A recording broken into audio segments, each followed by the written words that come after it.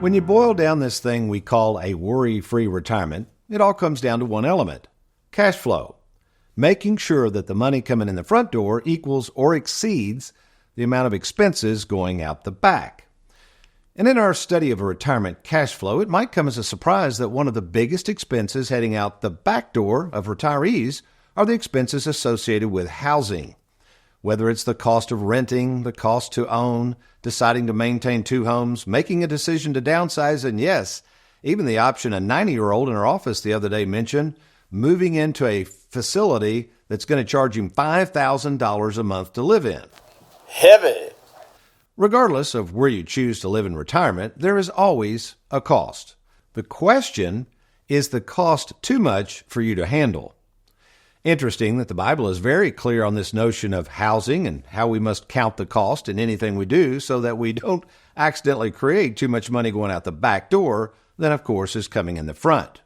Check it out, where Jesus makes an example of this in Luke 14:28, where he is comparing the idea of following him and the cost associated with such a decision to one sitting down to build a tower and not understanding what's involved in that cost as well. The result?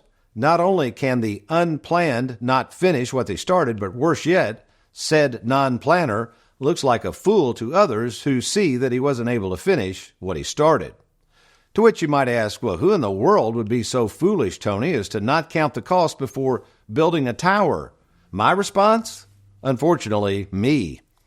You see, 10 years ago, I had as my heart's desire to build the home of our dreams, something affectionately referred to as a timber frame home. Upon committing to this project, little did I, nor the contractor I employed to help me, truly understand how much money it would cost to erect such a structure. The result? Halfway through the project, I almost ran out of money. Fortunately, we were able to bring this project to a completion without losing all my money, but man, talking about some scary moments, and yes, the thought of the embarrassment of a little man in a sweater vest failing to complete what he had started. And maybe that's you right now. You're in the middle of planning a project that you really haven't thought through in as much detail as you should.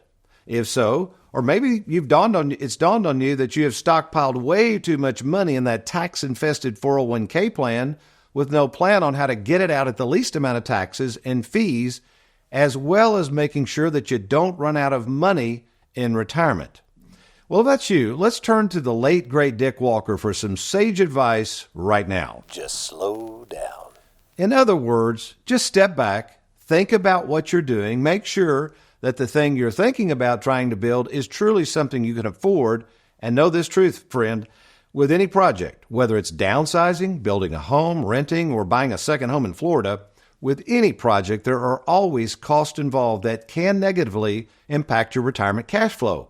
And in order to avoid the embarrassment of running out of money in retirement, you're probably going to need a financial advisor in your corner who understands all the cost involved in keeping more money coming in the front door as opposed to heading out the back.